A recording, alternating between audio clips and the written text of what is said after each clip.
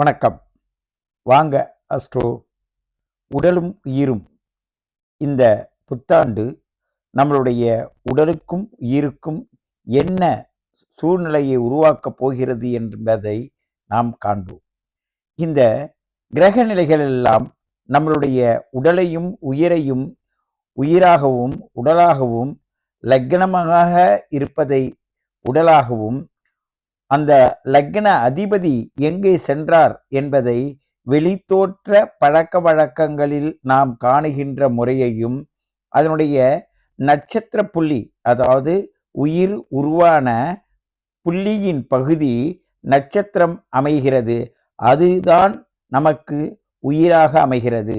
உயிரும் உடலும் ஒன்று சேர்ந்து 2026 எப்படி வழிநடத்தப் போகிறது என்பதை நாம் காண்போம். இந்த பிரபஞ்சத்தில் எவ்வளவோ கலைகளின் மூலமாக இந்த பிரபஞ்சத்தில் பல கலைகளை நாம் கொண்ட அறிவின் ஜீவராசியாக விளங்குகிறோம்.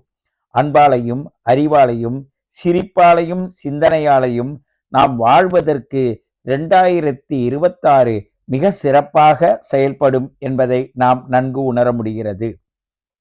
நம்முடைய வாழ்க்கையில் பிரபஞ்சத்தின் மிக மிக அற்புதமான ரகசியங்கள் 12 ராசி மண்டலத்திற்கும் மிக மிக அற்புதமான உயர்ந்த நிலையை எடுத்து செல்வதற்காக தான் இந்த புத்தாண்டானது, ஆங்கில புத்தாண்டானது நமக்கு வருகிறது.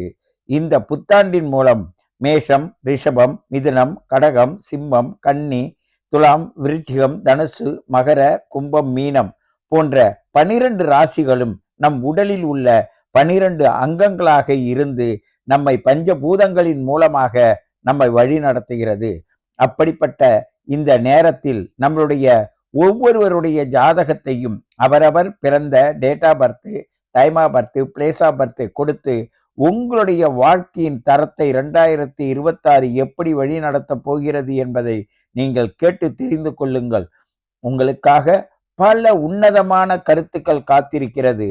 நீங்கள் வாங்க அஸ்ட்ரோ 2026 கவனித்தீர்கள் என்றால் உடலாகவும் உயிராகவும் நம்மளுடைய லக்ன அதிபதி நின்ற இடமும் ராசிக்கு அதிபதி நின்ற இடமும் அதனுடைய நட்சத்திர அதிபதி நின்ற இடத்தையும் குறிப்பிட்டு நாம் பலனை காணலாம். வாருங்கள், வாங்க அஸ்ட்ரோ. நீங்கள் சப்ஸ்கிரைப் பண்ணுங்கள், இதை பிறருக்கும் தெரியப்படுத்துங்கள்.